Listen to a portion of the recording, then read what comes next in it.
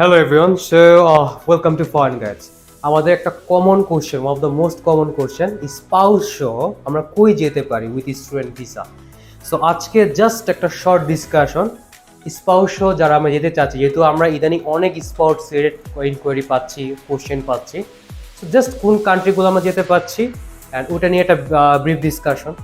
প্রথমত আমরা যে স্পাউস সহ যেতে যাচ্ছি তাদের কিছু জিনিস একটু আমাদের আইডিয়া থাকতে হবে।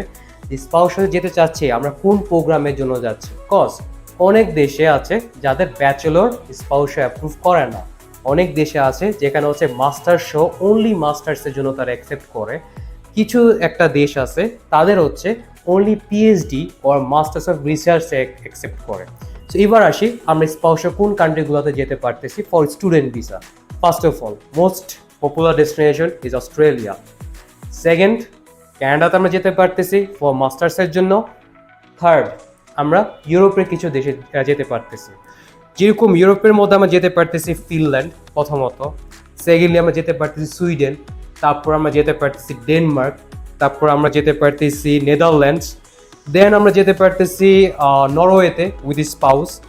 এছাড়াও ইউরোপের আদার্স কিছু দেশ আছে যেটা হয়তো অতটা পপুলার না বাংলাদেশে, বাট অনেকেই হয়তো জানে না যে এই দেশগুলোতে অ্যাকচুয়ালি স্পাউস নিয়ে যাওয়া যায়।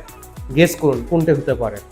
প্রথমে হচ্ছে ফিনল্যান্ডের পাশাপাশি হচ্ছে যে লিথুনিয়া, তারপরে হচ্ছে যে অস্ট্রিয়া, এরপরে হচ্ছে ফ্রান্স, তার সাথে জার্মানিতে কিন্তু যাওয়া যাচ্ছে, কিন্তু একটি আলাদা ভিসা ক্যাটাগরি আছে, সেটাকে বলে ফ্যামিলি রিইউনিফিকেশন ভিসা। এর সাথে আর কোথায় এখন পর্যন্ত for bachelor and masters spouse application করা যাচ্ছে, সেটি হচ্ছে United states. So thank you very much for watching. Keep watching in our Facebook page and YouTube channel. Thank you.